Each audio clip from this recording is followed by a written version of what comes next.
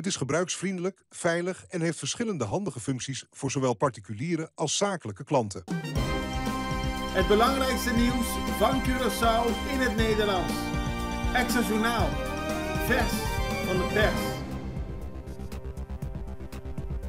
Welkom bij Extra Journaal. Fijn dat u weer kijkt. We hebben het belangrijkste nieuws voor u op een rij gezet. En we beginnen met het bericht dat aanvallen nadelig zijn voor de hele Belastingdienst. En dat is een reactie van het hoofd van de Belastingdienst, Alfonso Trona. Hij reageert op een SOAB-rapport dat zijn werkwijze in twijfel trekt. Hij heeft gereageerd op het rapport dat gisteren in de media is verschenen, waarin kritiek wordt geuit op zijn manier van werken. Hij zegt dat hij daadwerkelijk de publicaties heeft gelezen en vindt dat de ontvanger van Curaçao in een kwaad daglicht wordt gesteld. Het is erg gemakkelijk om iemand aan te vallen die zichzelf niet volledig kan verdedigen vanwege zijn geheimhoudingsplicht. En het meest triest aan deze situatie, zegt hij, is dat niet alleen de Belastingdienst van Curaçao en al haar medewerkers hierdoor onnodig een negatieve reputatie oplopen, maar ook dat Curaçao als geheel in het slijk wordt getrokken.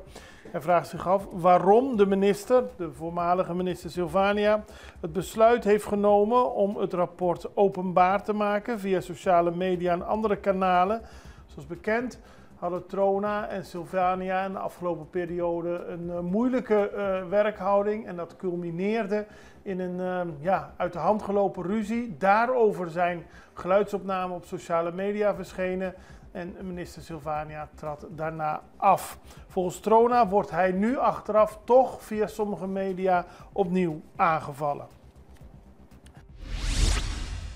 Het parlement wil Silvania benoemen. Dat is vanochtend gebeurd. Het parlement van Curaçao heeft Javier Silvania benoemd. Tenminste, hij is beëdigd door de gouverneur. Maar in de vergadering, die iets na 9 uur begon, werden de geloofsbrieven onderzocht van Silvania. Die werden gecontroleerd en daar stond niks dat hij niet beëdigd mocht worden. Dat is door de gouverneur gebeurd. En daarmee is Javier Silvania, de politicus die bij de laatste verkiezingen meer dan 18.000 stemmen kreeg, parlementariër van Curaçao. In de zaak Kustwacht laat de rechter 3 personen vrij. Opmerkelijke ontwikkeling. Gisteren mochten de verdachte Charlton K., die eerder tot 7 jaar gevangenisstraf, tegen wie 7 jaar gevangenisstraf is geëist, Shahir L., tegen wie 34 maanden is geëist, en Celaino P., waartegen 20 maanden zijn geëist, naar huis in afwachting voor de definitieve uitspraak. De uitspraak in hun zaak staat oorspronkelijk gepland voor 23 januari volgend jaar. Maar de rechter besloot gisteren om hen vervroegd vrij te laten. Het gaat allemaal om de zaak waarbij mensen van de Kustwacht worden beschuldigd informatie te hebben verkocht aan criminelen. Zo wordt Charlton K., een radaranalist bij de Kustwacht, beschuldigd van 12 strafbare feiten. En ook zijn er hoge eisen tegen de 3 personen gezegd. Maar volgens de advocaten is dit daadwerkelijk een gevolg van het feit dat er nu eenmaal weinig harde bewijzen zijn. Volgens meester Silveran bevestigt het OM wat zij van het begin al had gezegd, dat de zaak is gebaseerd op speculatie en niet op harde bewijzen. Dat de 3 vervroegd naar huis mogen, betekent niet automatisch dat ze niet veroordeeld zullen worden. Maar het geeft wel aan in welke kant de zaak op kan gaan.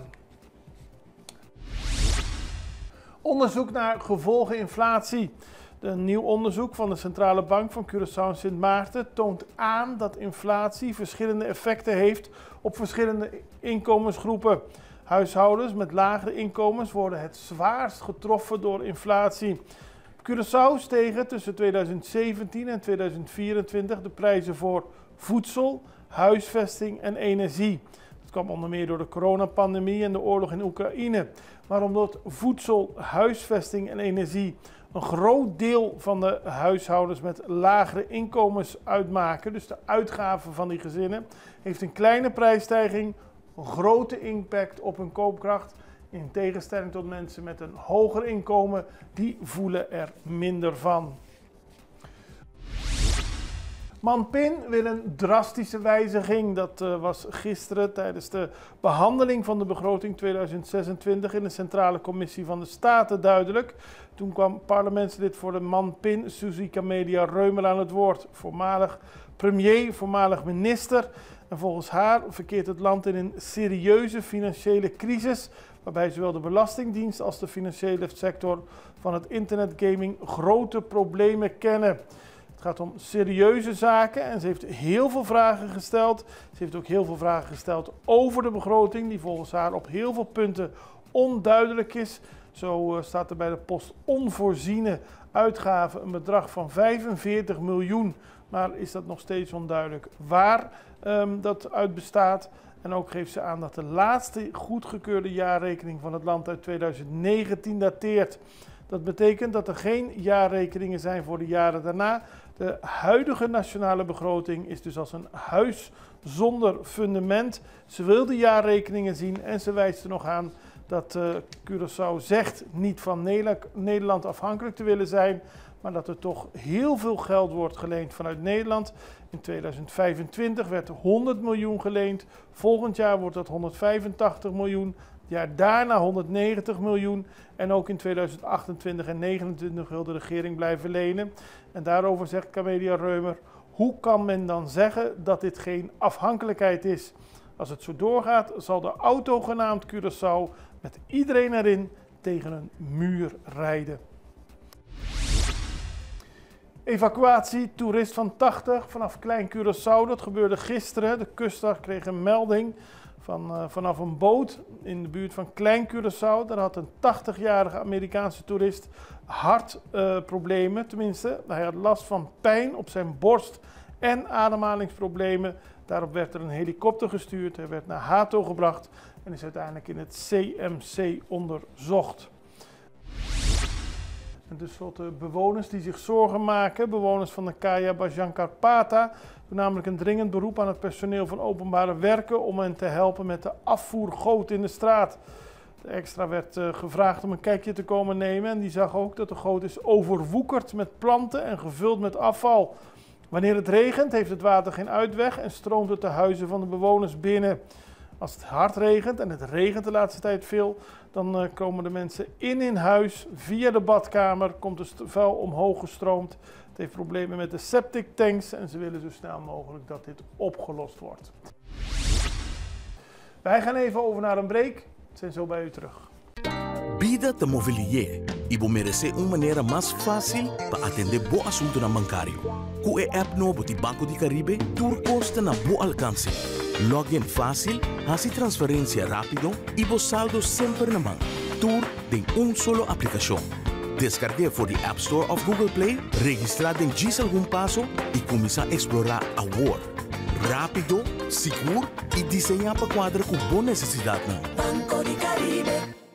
Extra in Nederland. Van Amsterdam tot Arnhem, van Groningen tot Maastricht, Extra is erbij. Volg Extra Digitaal en blijf op de hoogte van de belangrijkste ontwikkelingen in Nederland. Extra Digitaal is te zien op verschillende platforms en kanalen zoals WhatsApp, YouTube, Facebook, Instagram en ook TikTok. Wilt u ons op de hoogte brengen van een evenement of iets doorgeven? Neem contact op via WhatsApp, e-mail, Facebook of bel gewoon 06 1364 2945. Volg of abonneer je op Extra Digitaal. Klik aan en volg ons.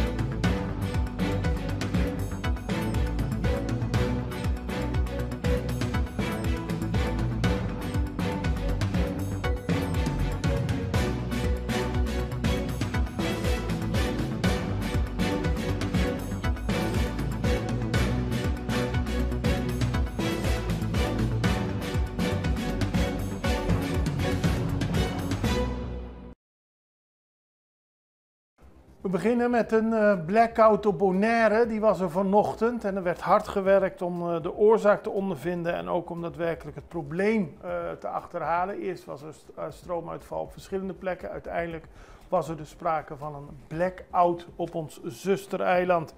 Maar er zijn ook zorgen over tropische storm Melissa. En dat geldt eigenlijk voor de hele Cariben. De tropische storm die is een trage regenbom in het Caribisch gebied. Dat trage is heel bijzonder, omdat we zitten nu in een periode waarin de tropische stormen zich anders ontwikkelen dan normaal. Melissa is onduidelijk welke kant de tropische storm omgaat. En ze is ook zeg maar Aruba gepasseerd, uitlopers, maar lijkt ook weer terug te keren naar Aruba, waar veel sprake is van wateroverlast. Het is dus een traag regenrijk systeem met een breed overstromingsrisico, waarbij heel veel landen in de Cariben met angst en beven naar kijken. Het schuift ten zuiden van de Dominicaanse Republiek, maar het is ook opmerkelijk omdat door de traagheid de vorm van de storm heel erg veranderen. Dus eigenlijk kunnen meteorologen niet meer zeggen dan laten we het in de gaten houden en laten we hopen dat de extreme windsnelheden die worden verwacht ook daadwerkelijk meevallen. Anders dan kan het uitgroeien tot een gebeurtenis met grote maatschappelijke impact in de hele Cariben. Regering overleg met Curoil, dat gebeurde gisteren. Minister-president Gilmar Pisas heeft het managementteam en de raad van commissarissen van Curoil ontvangen voor een overleg over de strategische koers van het bedrijf. Curoil NV is een overheidsvennootschap die een belangrijke rol vervult als nationale distributeur van brandstof op Curaçao. Het bedrijf is verantwoordelijk voor import, opslag, distributie en verkoop van brandstof in binnen- en buitenland en sprak met de minister-president over de plannen voor verdere groei van de nationale en regionale activiteiten, maar ook over de ontwikkeling om schoner energie te produceren en te gebruiken, de zogenaamde energietransitie. Dan heeft Curaçao zich toeristisch gepresenteerd in Argentinië. Dat deed het toerismebureau samen met vertegenwoordigers van de toeristensector. Heel veel hotels en andere mensen die een grote en belangrijke rol spelen op Curaçao in de toerismesector. Ze gingen naar een grote beurs in Argentinië waarbij 140.000 bezoekers kwamen, waarvan 40.000 professionals. En die waren afkomstig uit Argentinië en landen in de regio. En Curaçao heeft zich goed verkocht als een mooie, aantrekkelijke bestemming. Dan gaan we naar een video met een interview met Ashanti Marta, ik moet het goed zeggen, en Jenny Koffie Alberto. Ze hebben afgelopen zondag allebei een boek gepresenteerd. Vooral de poëziebundel van mevrouw Koffie Alberto gaat veel over het slavernijverleden. Het stripboek van Ashanti Marta heeft wat veel meer raakvlakken. We spraken met allebei. Kijk naar de volgende video. Ashanti Marta, welkom. Dank je, dank je. Zondag 19 oktober zijn er 2 nieuwe boeken in het Papiament verschenen. Yes. Ze hebben onder meer als thema het slavernijverleden. Bij jouw boek, het is een stripboek, Linsi Sardinsi Isu Hazanyanang. Yes. We zien het op de achtergrond al staan, hartstikke mooi. Wat voor boek is het? Nou, het is een comicboek voor, voor zwarte mensen van Curaçao. Eigenlijk, ja, een comicboek dat reflecteert terug de mensen van Curaçao. Dus waarin we ons kunnen herkennen. Het is in het Papiament, dus yes. Dat is meteen ook al voor precies, de mensen van Curaçao. Ja. En het gaat niet alleen over slavernij, het gaat over heel veel, hè? Ja, precies. Ja. Want we zijn niet alleen een land dat het slavernijverleden heeft. We zijn ook gewoon mensen die dat hebben we overcome it. We zijn verder gegaan en we zijn onze eigen cultuur gaan bouwen. En dat willen we dat zeker reflecteren. Want we zijn niet alleen slaven geweest, we zijn ook mensen. Nee, dat is hartstikke mooi. En tegelijkertijd is er ook een mooi poëzieboek van je tante, die ik daar zou interviewen, uitgebracht. Was dat bijzonder om zo'n familiepresentatie? Ja, vooral bij de boekenlaunch op zondag, afgelopen zondag. Dus echt gewoon mooi om iedereen zo zien samen te komen om onze familie te vieren en de familiebanden. Ja, de familiebanden eigenlijk, ja. En wat we allemaal kunnen maken in familie, de creativiteit, weet je. Hartstikke mooi. Ja. Stripboeken werd vroeger altijd gedacht, als ik het stripboek mag noemen, comicbooks. Ja, zeker. Het zijn niet alleen voor kinderen, het is voor iedereen interessant. Ja. Dus ook ik kan het lezen. Iedereen kan het lezen, want jij bent ook een Curaçaoenaar. at heart. Dus iedereen kan het, als je een band hebt met Curaçao, of je wilt papiamenten leren, of je houdt gewoon van mooie tekeningen, is dit boek voor jou. Jenny Koffie Alberto, welkom. Er zijn afgelopen zondag 2 nieuwe boeken in het Papiaments verschenen. Die hebben de ene meer, de ander minder, het slavernijverleden als onderwerp. Je hebt een poëzieboek uitgebracht, Nota non falta. We zien het op de achterkant al heel mooi. Wat voor boek is het? Het is een boek die bestaat uit 24 haikus. Poëzie van drie zinnen. Ja. Waar je in die 3 zinnen een hele verhaal kan vertellen. Je gebruikt maar 3 zinnen, maar je vertelt een heel verhaal. Precies, 3 zinnen. En ook een 11e model. Dat is een poëzie in vorm van 11 woorden. En daar vertel je ook een heel verhaal. Mooi. Dus het is voor mij heel spannend om met een kleine woorden te gebruiken, of minimum woorden te gebruiken om een heel verhaal te vertellen. Ja. En daar heb ik ongeveer 24 poëzie geschreven over slavernij. In de beperking toont zich de meester, zeggen ze altijd. Als je in weinig woorden veel kunt zeggen, is hartstikke mooi. En ze zeggen echt heel veel. Ja, mooi. Hey, ik ga je vragen 2 haikus voor te lezen. Precies. De eerste. Abolition à trece libération coup limitation. Mooi. En de volgende, en de rest moeten jullie het boek even zelf kopen. En... Nee, het boek is niet te koop. Nee? Nee, er is een kleine oplage, maar mensen die geïnteresseerd zijn, die kunnen een eentje krijgen. Oh, goed zo. Dan kunnen ze, dat zeggen we zo. Ja. Precies. En de volgende, dit is een 11e. In het Papiaments noemen we het Jesun. En ik moet erbij zeggen dat dit heb ik geleerd via een workshop van Gibi Basilio. Mooi. Dat vond ik heel leuk. Tula tarehabilita, pero e otro nang asigi sinti dolo. En dan gaan we naar internationaal nieuws, want de Colombiaanse justitie heeft de veroordeling van ex-president Uribe wegens omkoping en mijneed vernietigd. Dat gebeurde nadat hij eerder was veroordeeld in een zaak wegens het omkopen van getuigen in een zaak die verband hield met vermeende banden met paramilitaire groepen. Hij was veroordeeld tot 12 jaar huisarrest, de 73-jarige oud-president. Maar nu is die uitspraak dus vernietigd. Dat leverde veel reacties op. De huidige president van Colombia vindt het er niet mee eens en hoopt dat er nog een verandering in komt. Hij heeft al aangegeven te protesteren tegen de uitspraak. Volgens hem moeten er demonstraties worden georganiseerd tegen de uitspraak, omdat op deze manier de geschiedenis van het paramilitaire bestuur in Colombia wordt uitgewist. Ook andere politici zijn erg ontevreden over de uitspraak. Daarnaast is Amerika, de Amerikaanse president Donald Trump, heel blij met de uitspraak. De Amerikaanse minister van Buitenlandse Zaken, Marco Rubio, heeft gezegd: de gerechtigheid heeft gezegevierd in Colombia met de vrijspraak van ex-president Uribe na jaren van politieke heksenjacht tegen hem en zijn familie. Tegelijkertijd is Uribe nog steeds populair in Colombia, maar zijn er meer zaken tegen hem en hij kan nog ook voor de rechter worden gebracht voor andere ontwikkelingen. We houden het voor in de gaten. Dit was Extra Journaal. Fijn dat u weer keek. We zijn er morgen weer. Het allerbeste. Tot ziens. Dag.